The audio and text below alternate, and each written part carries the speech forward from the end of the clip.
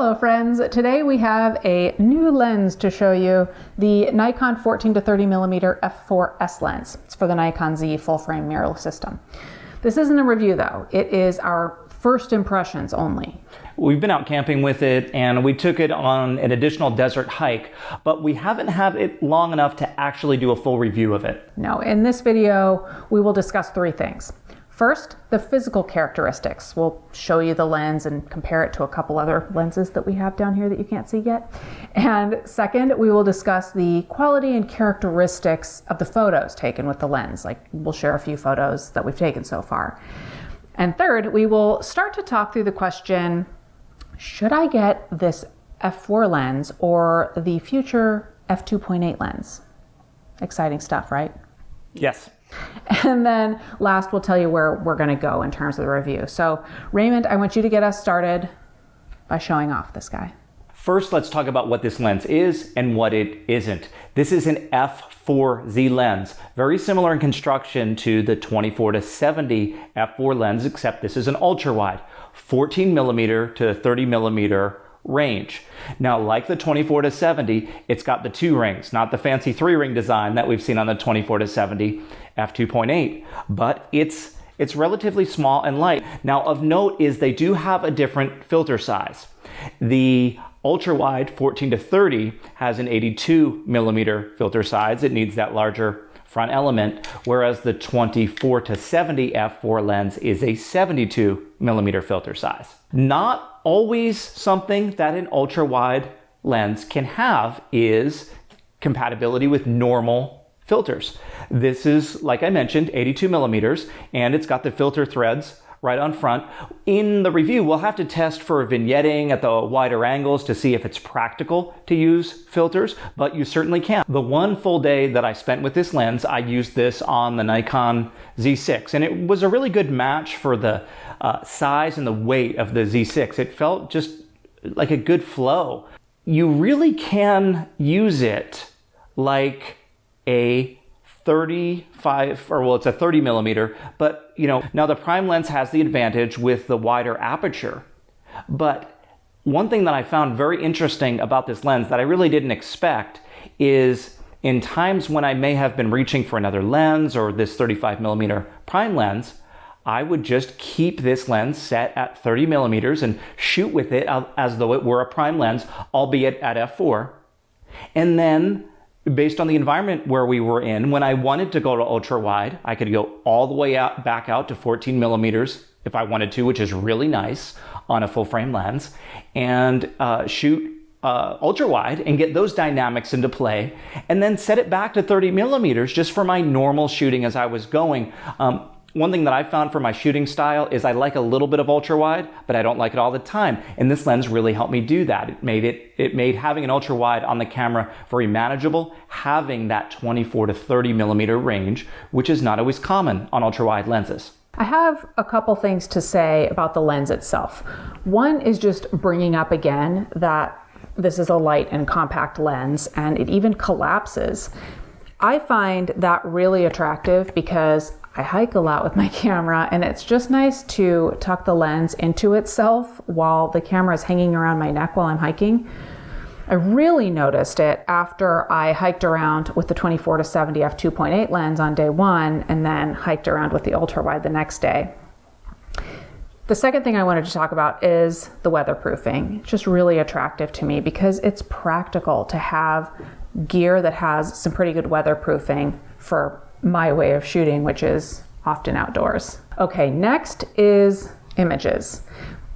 Characteristics of the images and the quality of the images taken with this lens. One thing I do want to mention, because I kind of forget this sometimes, is ultra wide is a different animal. This isn't like going from a 24-70 to a 70-200. Of course, you're going in the opposite direction, and you're definitely getting a different perspective than you normally do. It compresses a very wide frame into your normal viewing, width of an image. And it seems really exciting at first, but as I mentioned earlier, it's not that I want every shot in ultra wide. To me, that kind of diminishes the impact. I'll talk a little bit more about that different perspective in a minute. Let me show you two photos here. This is me using the lens. Leigh took this picture of me, and you can see I'm very close to that tree. The focusing distance is under a foot. And then when we look at the picture of the tree, you can see even that close, I can basically see around the tree. You can see the entire width of that tree trunk, whereas with kind of a standard lens, standard focal length, you would basically just see the bark of the tree. Okay, now back to that perspective. So if you run around with an ultra wide and you really have it set out to 14 millimeters, maybe 14 to 20 millimeters all day and night, you might come back disappointed because the effect you might deal with is one that I do, is it looks very dynamic in the camera, but then when you start looking at one of those ultra wide pictures after another, you want to make sure you've created some good visual interest in the frame and aren't just pointing it at landscapes and then compressing that landscape into that normal viewing width, because then everything just ends up looking really small and you find yourself squinting your eyes and looking close to the picture. So you've got to be creative, and for me, you want to be selective. That's why I was talking earlier about having it set to 30 millimeter and then selectively zooming out to that 14 millimeter range. Ultra wide has always been a challenge for me personally because, like Raymond said, there are situations where ultra wide is incredible and you have a subject that really fills up the frame, but it's not as simple as seeing a broad vista and just pointing your camera at it. It's a lot of frame to fill. And if you have like some really dynamic skies or something up really close, it can be easy to fill the frame. But if you are out on a nice blue sky day, you might just wind up feeling a little frustrated because while the blue sky is beautiful in real life, it can end up just looking kind of boring in a photo. Like imagine if I didn't have the clouds in this shot and it was just a bright blue sky. I don't think it would be a very striking image.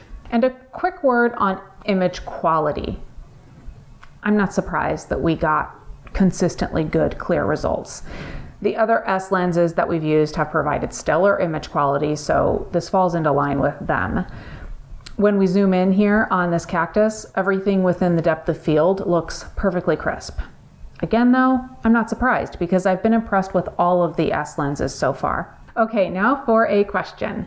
Do you get the f4 version or wait for the future f2.8 version?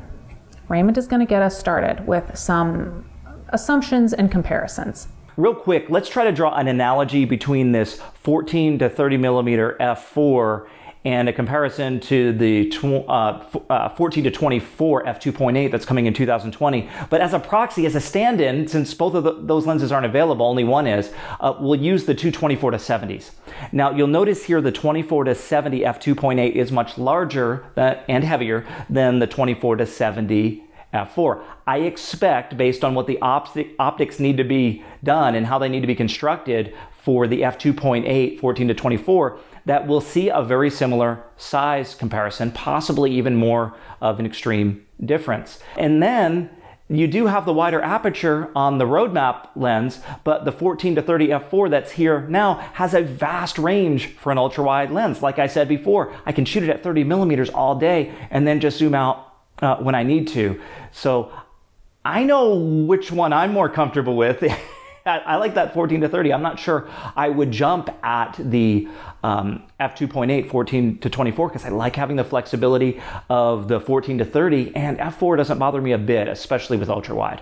In addition to those considerations, I like to think about how I want to use the lens rather than just assuming that the f2.8 version is better because it has a wider aperture and is or will be more expensive. I'm asking myself, is the f4 good enough, or would I use it more because it's smaller and lighter weight? Or do I really need the wider aperture capability to better be able to do things like astrophotography? I particularly like the compact size of this lens, and it does make me more likely to just toss it into my bag for any given outing, which is completely a personal choice. Your answer might be different. So Raymond, we're borrowing this lens from Nikon. But I think that we're both considering that... What lens? Yeah, I think we're considering that we might want it. Am I right? Yes. Yeah. But we'll see how it goes. This is going to do it for today, but you will see more of this lens in the next few weeks leading up to our full review of it. We'll do some more shooting with it. I I want to get out into the wild with it more, but I also want to do some interiors too. I have some plans for that.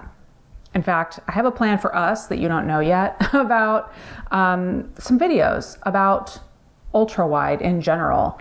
And also, I mentioned at the beginning, or you mentioned at the beginning, that we took this thing camping. One of us mentioned it.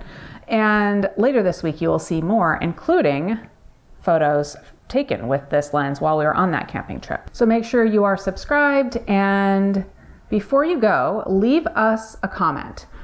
What do you want to know about this lens? Or, you know what, if you've used it, what are your thoughts on it?